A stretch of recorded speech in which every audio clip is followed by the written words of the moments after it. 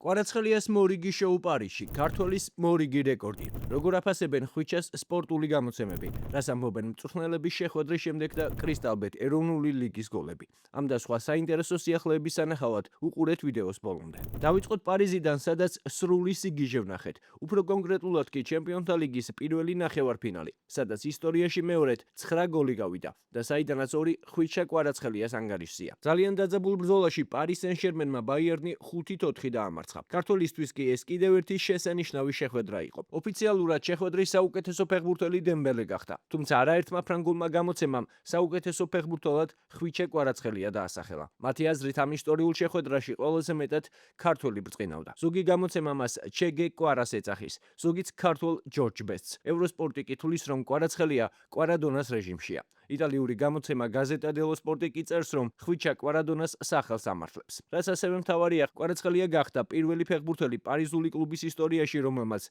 ჩემპიონთა ლიგის ერთ სეზონში 15 გოლში მიიღო მონაწილეობა. მის ანგარიშზე 10 გოლი და 5 საგოლე გადაცემა. ეს წელს კვარასთვის მეორე რეკორდია. რამდენიმე კვირის წინ ის გახდა პირველი ფეხბურთელი პარი სენ-ჟერმენის ისტორიაში, რომელმაც გოლის გატანა ჩემპიონთა ლიგის პლეი-ოფის ზედიზედ 4 შეხვედრაში შეძლო. ამ დაძაბული შეხვედრის შემდეგ მედიასთან საინტერესო კომენტარი გააკეთა პარი სენ-ჟერმენის მთავარმა მწვრთნელმა ლუის ენრიკემ. კომენტარი გააკეთა მიუნხენის ბაიერნის მთავარმა მწვრთნელმა ვენსან კომპანიმაც. მათ მოსმენამდე დაალაიქე ვიდეო და გამოიწერე არხი. ეს საუკეთესო შეხვედრა იყო ჩემს სამწვრთნელო კარიერაში. ასეთი ინტენსივობა და ფიზიკური მომზადების დონე ჯერ არასდროს მინახავს. მეტოქესა და ფეხბურთელებს მადლობა უნდა გადაუხადოთ. როდესაც ანგარიში 5-2-ია, მოწინააღმდეგე ძალიან დიდ რისკზე მიდის. ბაიერნი უმაღლესი დონის გუნდია. რთული შეხვედრა იყო და განმეორებითი მატჩიც ასეთივე იქნება. ამით სიამოვნება უნდა მივიღოთ და გავიაზროთ, რომ ეს მხოლოდ მესამე თამაშია, რომელიც მათ მთელი სეზონის განმავლობაში წააგეს. ძალიან ბედნიერები ვართ. ვფიქრობ, მოგება დავიმსახურეთ, თუმცა ფრესაც ვიმსახურებდით და წაგებაც სამართლიანი იქნებოდა, რადგან ეს შეხვედრა უბრალოდ წარმოუდგენელი იყო. მიუხედავად იმისა, რომ 1 კილომეტრიც არ მირბენია, ძალიან დავიღალე. ამ შეხვედრას ყველაფერი ჰქონდა, ბევრი აღმასვლა და დაღმასვლა. ახლა ის მომენტია, როცა უნდა მიულოცო ფეხბურთელებს, ორივე გუნდს და ყველა აქ მყოფს. თამაში უნდა გავაანალიზოთ. რა თქმა უნდა, არის ასპექტები, რომელთა გაუმჯობესება შეგვიძლია. 4 გოლი გაუშვით და გამოსასწორებელი ბევრია. ძალებს აღვიდგენთ. ვიფიქრებთ ჩემპიონატზე. შემდეგ კი მომავალ კვირაზე გადავიტანთ ყურადღებას. ვფიქრობ, წინ კვლავ მსგავსი შეხვედრა გველოდება. რა იქნება საჭირო საფასუხო შეხვედრაში? ჩემ ასისტენტებს ვკითხებ, რამდენი გოლის გატანა დაგვჭირდება და 3-ზე შევთანხმდით. ეს ის სტადიონია, რომელსაც ბევრი ბედნიერი მოგონება უკავშირდება. ჩვენი პირველი ჩემპიონთა ლიგა სწორედ იქ მოვიგეთ. ჩვენ მიუნხენში შეხვედრის მოსაგებად წავალთ. წესით, როცა ჩემპიონთა ლიგის ნახევარფინალში სტუმრად 5 გოლს უშვებ, გავარდნილი ხარ, მაგრამ თუ ჩვენს შექმნილ მომენტებს გავითვალისწინებთ, მეტის გატანა შეგვეძლო. სწორედ ამან უნდა მოგცეს რწმენა. თუ შეხვედრაში საერთოდ ვერაფერს აჩვენებ, მაშინ რთულია იმის მტკიცება, რომ სიტუაციის გამოსწორება ჯერ კიდევ შეგიძლია. მაგრამ როდესაც ისეთი სახიფათო ხარ, როგორიც ჩვენ ვიყავით, მთავარია მომენტების რეალიზება შეძლო. მომავალ კვირას ალიანს არენაზე გიჟური ატმოსფერო იქნება. ვიცით, რომ უნდა მოვიგოთ. ყველაფერს გავიხებთ, აბსოლუტურად ყველაფერს. მოედანზე სიკვდილიც რომ დავჭირდეს. ამისთვის მზად ვართ. ჩემი გუნდის მჯერა. სასიცოცხლოდ მნიშვნელოვანია, რომ სტადიონზე მოსულმა 75,000-ვე კომაგმა მაქსიმუმი გააკეთოს. ჩვენ უნდა გავიმარჯვოთ. ამისთვის კი მათი მხარდაჭერა დაგვჭირდება. შეგახსენებთ, რომ ამ გუნდების მომდევნო დაპირისპირება 6 მაისს გაიმართება. რას ფიქრობთ, რომელი გუნდი შეძლებს ფინალში გასვლას? დაწერეთ თქვენი აზრი კომენტარებში. მე კი აქვე გეტყვით, რომ ამ დაპირისპირებამდე პარი სენ-ჟერმენი ლიგა 1-ში 2 მაისს ლორიანს უმასპინძლებს. ახლა საქართველოს, სადაც კრისტალბეტ ეროვნული ლიგის მე-9 ტურის შეხვედრები გაიმართა. აქვე გეტყვით, რომ ამ არხზე დაიწყო ახალი პროექტი, გასახდელი, სადაც თქვენ შესაძლებლობა გაქვთ საქართველოში პირველად ნახოთ, რა ხდება გასახდელში ტაიმებს შორის. პირველი ეპიზოდის ნახვა უკვე შეგიძლიათ ამავე არხზე, სადაც ასახულია სამგურალის გასახდელში არსებული ვითარება ტაიმებს შორის. რაც შეეხება მე-9 ტურს, ეს სწორედ სამგურალის და დინამო თბილისის დაპირისპირებით დაიწყო, სადაც თბილისის დინამომ ახალ მთავარ მწვრთნელთან თემურ ქეცბაიასთან ერთად 2-1 გაიმარჯვა. გორის დილამ სპაიერს უმასპინძლა და მინიმალური ანგარიშით 1-0 დაამარცხა. პერუსთვის მოულოდნელად დამთავრდა რუსთავის და იბერიას დაპირისპირება, რომელიც რუსთავის სასარგებლოდ 2-1 დამთავრდა. 1-1 დამთავრდა გაგრას და მეშახტეს დაპირისპირება. ქუთაისის ტორპედო კი დინამო ბათუმს ესტუმრა და 3-0 დაამარცხა. გიტოვებთ ამ ტურის გოლებს და ტრადიციულად კომენტარებში დაწერეთ, რომელი მოგეწონათ ყველაზე მეტად. რა თქმა უნდა, თუ დაგავიწყდათ, დაალაიქეთ ვიდეო და გამოიწერეთ არხი. პაუზა და კი ბატონო აშკარად ხვდება ბურთი ხელზე სამგურალის მეჩანი კუტალაძემ პენალტის მოგერება კი იცის, მაგრამ აგერ ვაწაძემ დაარტყა და გაიტანა 1-0 დინამო დაწინაურდა. ვაწაძემ ვეკარემ მოატყუა. რა გახსნა ანგარიში. შემოიწია ცენტრისკენ პასი გააკეთა, კიდევ ერთი გადაცემა ვაწაძე მეკარესთან 1-1-ზე შესანიშნავი იყო მათე ვაწაძე, მისი დუბლი და ანგარიში ხდება 2-0 დინამო თბილისის სასარგებლოდ. მოიფიქრებინა როგორ დაერტყა თავი აწია, აი კიდევ ერთხელ ეს ეპიზოდი, რამუშის გადაცემა არ არის თამაშგარე მდგომარეობა, ხედავთ ჩავარდა დაცვა და ვაწაძემ გაიტანა. ჩაწოდება კიდევ ერთი და გაიტანა სამგურალმა. 1-2 92 წუთზე მოახერხეს მასპინძლებმა ანგარიშის სხვაობის შემცირება. პაბულურიანი გოლის ავტორი შემატკივრებში კიდევ ერთხელ შერგელაშვილის ჩაწოდება.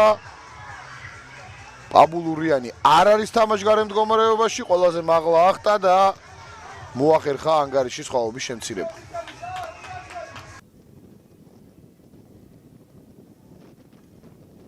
ვიდეს პაპუაშვილი, მისი პასი ჩაიჭრა, აქ ჯირმა იბრძოლა, შემდეგ ანდრეიჩუკი, დარჩა ბურთი მეშახტეს, წავიდა შეტევაში ტყიბულური გუნდი, ფაცაცია ცენტრისკენ შემოიწია, შორიდან დარტყმა რომ შეუძლია ვიცით და ლამაზი გოლების გატანაც. გვახსოვს მისი გოლი რამდენიმე წლის წინ. დინამო ბათუმის მაისური, იქაც ფაცაციამ და აქაც ინდივიდუალური ოსტატობით უზუსტესი. კი, იყო ასხლეტი, იყო, რა თქმა უნდა, რიკოშეტი შეუშალა ხელი მეკარეს ამ ყველაფერმა, მაგრამ ფაცაციას რომ შორიდან ძალიან კარგი დარტყმა აქვს, ეს ვიცით და წავით არე ბენკეკელიძე, ვანდერსონი ჩაწოდება, სკრიპნიკი, დარტყმა 1-1. გაათანაბრა გაგრამ ანგარიში პირველი ტაიმის მიწურულს. კარგი იქნება თუ რეჟისორები თხოვმათ რომ როცა იქნება ამის საშუალება გაგვიმეორონ ეპიზოდის სტარტიდან ეს ვანდერსონის ჩაწოდება, სკრიპნიკის დარტყმა და გასაგებია რომ ასხლეტილი ბურთი მეკარისთვის კიდევ უფრო რთულად მოსაგერიებელი იყო, მაგრამ ეპიზოდის სტარტი იყო საინტერესო, საკუთარ მესამეში, საკუთარ საჯარიმოსთან ახლოს დაკარგეს ბურთი. საჯარიმოშია განელი, გუჯაბიძე დარტყმა გარის მიმართულებით. ავთანდილ გუჯაბიძემ რა გოლი შემოგთავაზა. კაპიტანმა დააწინაურა რუსთავი. ისთვის მეორე გოლი ამ სეზონში ნახეთ, კესი მშვენიერი მოქმედებები შემოგთავაზა და გააშეშა ადგილზე. თავის ზირთა შემადგენლობაში ესეც უნდა ვთქვა. უციას ჩაწოდება დარტყმა გარის მიმართულებით, თუ თამაშგარი არ არის ანგარიში ძალიან მალე გათანაბრებულია და ამირან ზაგალია ზედიზედ მეოთხე მატჩი გავს. ბერიამ ნახოთ არანაირი თამაშგარე მდგომარეობა, ზაგანია არ იმყოფებოდა ოფსაიდში, მოიგოს ეს შეხვედრა. ჩაწოდება საჯარიმოში, დარტყმა გარის მიმართულებით და გაიტანა იაკობიძემ.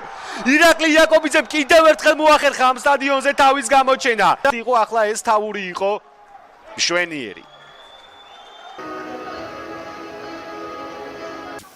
შეყილაძე აქტიურია, შეყილაძე დღევანდელ შეხვედრაში კარგი გადაცემა, მენთეშაშვილი სრუმოძრაობა კიდევ ერთი გააკეთა გადაცემა, დარტყმა და გავიდა გოლი. 0-1 მაინც მოახერხეს და კანტე, რომელიც ძალიან კარგად შემოვიდა და მე ვთქვი რომ მისგან ელოდნენ სადებიუტო გოლს. ისინი მთელი შეხვედრის განმავლობაში ფლობდნენ უპირატესობას. აი აქ შეყილაძე ძალიან კარგია, პასი გააკეთა, შემდეგ მენთეშაშვილმა თითქოს დააყოვნა ამ ეპიზოდში, მაგრამ მაინც გააგრძელა იერიში ჩაწოდება და ძალიან ეფექტური გოლი მოჰამედ კანტესი ზურგით მდგარი კარისკენ ნახევარბრუნში ქუსლით ახერხებს გოლის გატანას. ძალიან მნიშვნელოვანი გოლი. ჯერ ეს ეპიზოდი ვნახოთ, მამუშაშვილის გასროლა. ლაზარე კუპატაძე დაფრინავს დღევანდელ შეხვედრაში. 12 წუთში მან 3 მკვდარი ბურთი მოიგერია, რომ იტყვიან. ჯერ ეს ეპიზოდი ვნახოთ, აქ დეისაძემ შეძლო ბურთის მოპოვება. მერე გაითავისუფლა თავი და არტყა და ბრწყინვალე გოლის გატანა მოახერხა. ანგარიში გაიხსნა ბურთისთვის ორთაბრძოლაში. დარჩა ართვა ბურთი მეტოქე გუნდის კაპიტანს, მერე გაითავისუფლა თავი და ბრწყინვალე გასტროლით მოახერხა თავისი გუნდის დაწინაურება. კიდევ ერთი უნიჭიერესი ფორვარდი ჩვენს ჩემპიონატში 21 წლის დიეგო დეისაძე მარტო და ჩააწვის ახლა ბურთს ისევ ცხელ ზონაში და აქ უკვე მორიგი გოლი გავა დღევანდელ შეხვედრაში და გოლის ავტორი ხდება ხორვატი მცველი მატეო შიმიჩი. არაბიძე ასრულებდა დარტყმას და ამ შემთხვევაში უკვე არაბიძის მორიგი საგოლე გადაცემა ამ სეზონში. მამუჩაშვილი არ აღნიშნავს გოლს, თუმცა მორიგი მცდელობა უკვე გოლით სრულდება 0-3 წლების განმავლობაში. 2018 წლიდან მოყოლებული 2024 წლის ჩათვლით ეს ფეხბურთელი ბათუმის დინამოს ერთ-ერთი უმთავრესი ლიდერი გახდა და ნახეთ რა მახვილი კუთხიდან მოახერხა მან გოლის გატანა. ბრავო, ბრავო აქ მამუჩაშვილს და არაბიძის მორიგი საგოლე გადაცემა.